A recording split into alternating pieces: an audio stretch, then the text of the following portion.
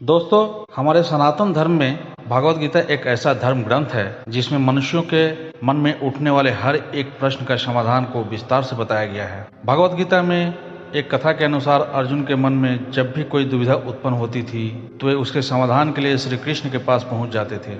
एक दिन की बात है, अर्जुन श्री कृष्ण के पास आए और उनसे बोले, हे वासुदेव, मुझे एक दुविधा ने घेर रखा है और उसका समाधान आप ही बता सकते हैं। तब श्री कृष्ण ने अर्जुन से कहे, हे राजन, आप अपनी बात को विस्तार से बताओ, तब मैं आपका उसका हल बता पाऊंगा।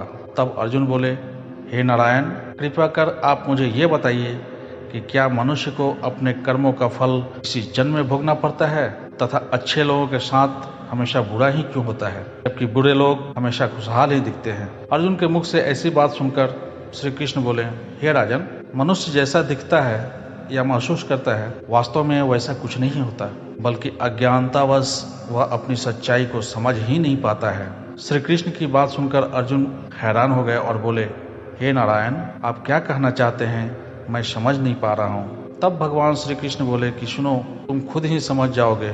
कर्म का फल चाहे जैसा भी हो उसे भोगना ही पड़ता है, इसलिए इंसान को हमेशा अपना कर्म अच्छा ही करना चाहिए। इंसान को हमेशा जरूरतमंद लोगों की सहायता करना चाहिए। कर्म का फल हर मनुष्य को भोगना पड़ता है। मैं तुम्हें एक कहानी के माध्यम से बताने की कोशिश करता हूँ, शायद तुम्हें समझ में आ जाए। एक गांव में रोहित नामक एक अनाथ बच्चा रहता था। उसके माता पिता बचपन में ही चल बसे थे। उसके ननिहाल और पिता की तरफ से भी कोई नहीं था। उसके ना तो कोई आगे था न कोई पीछे। अनाथालय में वह बच्चा रहा और पढ़ा। वह पढ़ने में बहुत ही मेधावी छात्र था। पढ़ते पढ़ते उसे आर्मी में नौकरी लग गई और वह एक अधिकारी बन गया। अब सेना का साथ ही रहता था, कभी भी घर वापस नहीं आता था क्योंकि उसका कोई था ही नहीं। उसने शादी भी नहीं की थी। उसे जितनी सैलरी मिलती थी वह सब बचा लेता था। आर्मी के कैंटीन में खाता था, वहीं पर रहता था। उसका खर्चा भी लगभग ना के बराबर था। यानी हम कह सकते हैं कि उसने आज तक जितनी सैलरी पाई, सब के सब सैलरी को उसने बचा ही लिया था। उसी कैंटीन में एक सूरजमल नामक सेठ आता था, जो कैंटीन के सामान का छोटा सप्लायर था। बहुत दिन से दोनों एक दूसरे को जानते पहचानते थे। एक दिन सूरजमल ने रोहित से कहा, आपके पैसे बैंक में रखे हैं, मुझे व्यापार में लगाने को दे दो, मैं तुम्हें अच्छा मुनाफा दूंगा। रोहित ने मना कर दिया। रोहित ने कहा, मुझे इतनी ज्यादा पैसों की लालच नहीं है। जो सरकार ने दिया है वह मेरे खाते में पड़ा है। कभी जिंदगी में जरूरत पड़ी तो इस्तेमाल करेंगे, नहीं तो कोई बात नहीं। सेठ ने कहा, यह भी क्या बात हुई, अगर तुम हमें अपना दोस्त मानते हो तो तुम मेरी सहायता ही कर दो, मैं तुम्हें यह पैसा वापस लौटा दूंगा। कम से कम मेरा काम तो हो जाएगा। अभी इस पैसे की तुम्हें जरूरत भी नहीं है। रोहित ने कहा, बात तो सही कह रहे हो, पर आप पैसे वापस करोगे इसकी क्या गारंटी है। सेठ ने कहा, कसम खाकर कहता हूँ, धोखा नहीं दूंगा। रोहित ने कहा, सेठ जी, लोग तो पैसे के लिए क्या क्या कर देते हैं, पर कोई बात नहीं, चलिए मैं आपकी बात को मान लेता हूँ, कम से कम आपका तो भला हो जाए। सेठ ने मुस्कुराते हुए धन्यवाद कहा और रोहित को गले लगा लिया। पैसे लेने के बाद सेठ जब भी आता रोहित को बहुत बहुत धन्यवाद देता। सेठ का बिजनेस रोहित के पैसों से बढ़ रहा था। आमदनी दिन दुगनी रात चौगुनी हो रही थी। आमदनी बढ़ने के साथ अब सेठ की नीयत में बेईमानी आ चुकी थी। वह अब पैसा ना लौटाना पड़े उसके बहाने ढूंढता रहता था। इसी बीच बॉर्डर पर पड़ोसी देश के साथ युद्ध शुरू हो गया और रोहित को भी जाना पड़ा। जहाँ युद्ध हो रहा था वो इलाका काफी दुर्गम था। वहाँ पहुँचने का एकमात्र रास्ता घोड़े से पहुँचने का था। रोहित एक कुशल घुड़सवार था। उसे जो घोड़ी मिली वह बिगड़ैल ही मिली। रोहित के पीठ पर बैठते ही सरपट दौड़ने लगी। रोहित उसे काबू में करने की जितनी कोशिश करता था वह अपनी गति को उतनी ही तेज करती जाती थी। रोहित ने लगाम को पूरी ताकत से खींचा। घोड़ी का मुंह पूरा कट चुका था। पता नहीं आज ये बिगड़ैल घोड़ी कुछ भी सुनने को राजी नहीं थी। घोड़ी दौड़ते दौड़ते दुश्मन के खेमे के सामने जाकर खड़ी हो गई। रोहित दुश्मन की गोलियों का शिकार हो गया। सेठ बराबर आर्मी कैंट में जाता था। उसे वहां पता चला कि रोहित युद्ध में वीर गति को प्राप्त हो गया। सेठ ने वहां काफी दुख जताया और कैंट से बाहर निकलते ही वह काफी खुशी से झूम उठा, क्योंकि अब उसे पैसे देना नहीं पड़ेगा। सेठ का व्यापार दिन दोगुनी रात चौगुनी तरक्की कर रहा था। कुछ दिनों के बाद सेठ की पत्नी माँ बनी और सेठ एक सुंदर बच्चे का पिता बना। सेठ के जीवन का ये सबसे बेहतरीन समय चल रहा था। समय बीतते देर न लगी। सेठ का बेटा अमर, जो अब बड़ा हो गया था और अब सेठ के साथ मिलकर व्यापार करता था। अमर विवाह के योग्य हो चुका था। अच्छे घर की सुंदर सुशील कन्या देखकर अमर की शादी हो गई। अब सेठ कहता, कुछ दिन की बात है, अब मेरा बेटा व्यापार को संभालेगा, मेरी जिंदगी सफल हो गई। और मुझे क्या चाहिए। अमर की शादी हुई मुश्किल से 2 महीने हुई थी। घर जाते वक्त अमर सड़क पार कर रहा था। उसे चक्कर आया और गिर गया। लोग उसे उठाकर हॉस्पिटल पहुंचाए। उसके ब्रेन का MRI और अन्य टेस्ट हुए तो पता चला कि अमर को ब्रेन कैंसर है। सेठ ने डॉक्टर से कहा, पैसे की चिंता मत करें, आप इलाज करें। डॉक्टर और हॉस्पिटल बदलते गए पर अमर की हालत दिन ब दिन बिगड़ती गई। सेठ अब व्यापार पे ध्यान नहीं दे पा रहा था। उसके कस्टमर छूटते जा रहे थे। हॉस्पिटल का बिल बढ़ता जा रहा था। अब सेठ पर कर्ज काफी हो चुका था। सेठ परेशान था। अब अमर को डॉक्टर ने जवाब दे दिया। सेठ हार चुका था। किसी चमत्कार की आशा में बैठा था। चमत्कार तो नहीं हुआ पर अमर अब इस दुनिया में भी नहीं रहा। महीनों जिंदगी जंग लड़ने के बाद अमर हार चुका था। सेठ के घर में हाहाकार मच गया। सेठ, सेठानी, अमर की पत्नी सब विलाप कर रहे थे। यहाँ तक कि घर के नौकरों का भी रो रो कर बुरा हाल हो गया था। एक साधु उधर से गुजर रहे थे। उन्होंने करुण क्रुंदन सुना तो रुक गए। वहां जाकर उन्होंने कहा, रोने से कुछ नहीं होगा, जो होना था वो तो हो गया। सेठ गुस्से में बोला, मेरे साथ ही क्यों? साधु ने कहा, सब कर्मों का फल है, इंसान को यहीं चुका कर जाना होता है। आज बहुत रो रहे हो, कल तो बहुत हंस रहे थे। सेठ ने कहा, मैं कुछ समझा नहीं महाराज। साधु ने कहा, तुमने अपने व्यापार के लिए उधार पैसे लिए थे। जब व्यापार चल पड़ा तो तुमने जिसके पैसे लिए थे उसे लौटाए नहीं। सेठ ने कहा, गलत, वो तो मर गया था, किसे लौटाता?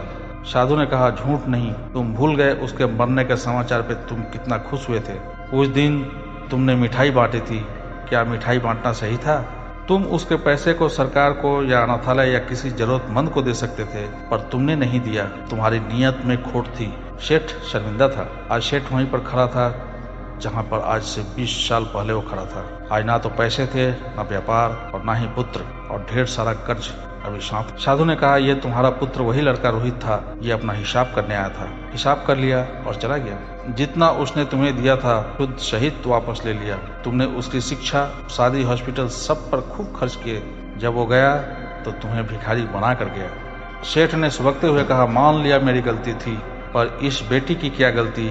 इससे तो सिर्फ 2 महीने पहले शादी हुई थी। साधु ने कहा, ये इसका कर्म का फल था। यह पिछले जन्म में वो घोड़ी थी, इसके चलते रोहित की जिंदगी खत्म हुई। आज रोहित ने बदला ले लिया और इसकी जिंदगी नर्क बनाकर चला गया। जीवन में कुछ भी बिना कारण नहीं होता। हो सकता है बीज आपने बहुत पहले लगाया हो और आप भूल गए हो। वही बीज पेड़ बन जाता है, तब हमें पता चलता है। इसलिए आप कैसा बीज लगाते हो हमेशा याद रखो, प्रकृति हिसाब करती है। आप याद रखो ना रखो, प्रकृति हमेशा याद रखती है। सेठ निरुत्तर हताश घर की सीढ़ी पे बैठा हुआ अपने कर्म को कोस रहा था। हमेशा अपने कर्म पर ध्यान दो। ऊपर वाले की लाठी में आवाज नहीं होती पर असर बुरा होती है। और दूसरी बात, जो अच्छे लोग होते हैं उनके साथ ही सबसे ज्यादा बुरा क्यों होता है? जो ज्यादा पूजा पाठ में लीन रहते हैं, भगवान को सबसे ज्यादा मानते हैं, अधिकतर पूजा पाठ करने वाले लोगों की जिंदगी खुशहाल नहीं होती जितनी कि दुष्ट व्यक्तियों की होती है। ये शब्द देखने के बाद आपके मन में भी ये सवाल जरूर उठा होगा, लेकिन अच्छे लोगों के साथ ही बुरा क्यों होता है? श्री कृष्ण कहते हैं कि हर प्राणी को अपने कर्मों के अनुसार ही सुख दुख मिलते हैं। अर्थात जो अच्छे कर्म को करता है उसे अच्छा फल मिलता है और जो बुरे कर्म को करता है उसे बुरा फल मिलता है, क्योंकि अच्छे कर्म और बुरे कर्म इंसान पर ही निर्भर करता है। प्रकृति प्रत्येक मनुष्य को अपनी राह चुनने का मौका देती है, पर इसका फैसला मनुष्य के ऊपर निर्भर करता है कि वह किसके साथ चलना चाहता है। यह व्यक्ति विशेष की इच्छा पर निर्भर करता है। फिर कथा सुनाते हुए श्री कृष्ण जी बोले, बहुत समय पहले की बात है। एक नगर में 2 पुरुष रहते थे, जिनमें से एक व्यापारी था जिसके लिए वह अपने जीवन में धर्म और नीति की बहुत महत्ता थी। वह पूजा पाठ और भगवान की भक्ति में बहुत विश्वास करता था। चाहे कुछ भी हो जाए वह मंदिर जाना नहीं भूलता था, न ही धर्म दान के कार्य में कोई कमी करता था। चाहे कुछ भी हो जाए वह भगवान की नित्य ही पूजा अर्चना किया करता था। वहीं दूसरी ओर उसी नगर का वह दूसरा पुरुष पहले पुरुष से बिल्कुल ही विपरीत था। वह मंदिर तो जाया करता था पर पूजा करने नहीं, मंदिर के बाहर चप्पल और धन चुराने के लिए। उसे दान, धर्म, न्याय, नीति किसी से कुछ लेना देना नहीं था। इतना ही कि वह मंदिर जाकर वह चोरी किया करता था। इसी तरह समय बीतता गया। एक दिन उसी नगर में बहुत जोर की बारिश हो रही थी, जिसकी वजह से उस नगर के मंदिर में पंडित के अलावा कोई नहीं था। ये बात जब दूसरे आदमी को पता चला, जो सिर्फ चोरी करने मंदिर जाया करता था, तो उसके मन में एक ख्याल आया कि अब ये सही मौका है मंदिर के धन को चुराने का। अब वह बारिश में ही मंदिर पहुंच गया। मंदिर पहुंचते ही उस चोर व्यक्ति ने पंडित की नजर बचाते हुए सारे धन को चुरा लिया। मंदिर पहुंचते ही उस चोर व्यक्ति ने पंडित से नजर बचाते हुए मंदिर के सारे धन को चुरा लिया और बड़ी प्रसन्नता से वहां से निकल गया। उसी समय धर्म कर्म पर विश्वास करने वाला व्यापारी भी मंदिर पहुंच गया और भगवान का दर्शन किए, परंतु दुर्भाग्य से मंदिर का पुजारी उस भले व्यक्ति को ही चोर समझ बैठा और शोर मचाने लगा। शोर सुनते ही मंदिर में लोगों की भीड़ जमा हो गई और सभी लोग उस भले व्यापारी को ही चोर समझ बैठे। फिर उसे अपमानित करने लगे। यह सब देखकर वह भला व्यक्ति हैरान रह गया और उसे समझ नहीं आ रहा था कि उसके साथ ये क्या हो रहा है। फिर वह लोगों से बचता हुआ किसी तरह वह मंदिर से निकल गया, लेकिन दुर्भाग्य से उसका साथ वहां भी नहीं छोड़ा। मंदिर से बाहर निकलते ही वह एक गाड़ी से टकरा गया और वह भला व्यक्ति घायल हो गया। फिर वह व्यापारी लंगड़ाते हुए घर को जाने लगा। तभी रास्ते में उसकी मुलाकात उस दुष्ट व्यक्ति से हुई जिसने मंदिर का धन चोरी किया था। वह दुष्ट व्यक्ति घूमता और नाचता हुआ जोर जोर से बोल रहा था कि आज तो मेरी किस्मत ही चमक गई। एक साथ इतना सारा धन उसे मिल गया। जब व्यापारी ने उस दुष्ट की बातें सुनी तो उसे बहुत ही हैरानी हुई और क्रोधित होकर उसने अपने घर जाकर भगवान की सारी मूर्तियां घर से निकाल कर फेंक दी और भगवान से नाराज होते हुए अपना जीवन को व्यतीत करने लगा। कुछ समय पश्चात दोनों ही व्यक्तियों की मृत्यु हो गई और दोनों ही यमराज के सभा में पहुंचे। उस व्यापारी ने उस दुष्ट व्यक्ति को खड़ा देख क्रोधित स्वर में पूछ ही लिया, मैं हमेशा अच्छे कर्म करता था, पूजा पाठ दान धर्म में विश्वास करता था, जिसके बदले जीवन भर अपमान और दंड ही मिला और इस अधर्म करने वाले पापी को नोटों से भरी पोटली, आखिर क्यों? इस पर यमराज ने उस भले व्यक्ति को बताया, पुत्र तुम गलत सोच रहे हो। जिस दिन तुम्हें गाड़ी से टक्कर लगी थी वास्तव में वह दिन तुम्हारे जीवन का आखिरी दिन था। तुम्हारे द्वारा किए गए अच्छे कर्मों के कारण ही तुम्हारी मृत्यु एक छोटे से चोट में परिवर्तित हो गई। इस दुष्ट व्यक्ति के बारे में जानना चाहते हो तो पुत्र, इसके भाग्य में राज्य योग्य था जो इसके दुष्ट कर्म और अधर्म के कारण एक छोटे से धन की पोटली में परिवर्तित हो गया। श्री कृष्ण अर्जुन को कथा सुनाने के बाद कहते हैं, पार्थ अब तुम्हें तुम्हारे प्रश्न का उत्तर मिल गया होगा। ऐसा सोचना कि भगवान अच्छे कर्मों को नजरअंदाज कर रहे हैं, ये बिल्कुल भी सत्य नहीं है। भगवान हमें क्या किस रूप में दे रहे हैं ये मनुष्य की समझ में नहीं आता, लेकिन अगर आप अच्छे कर्म करते हैं तो भगवान की कृपा सदैव आप पर सदा बनी रहती है।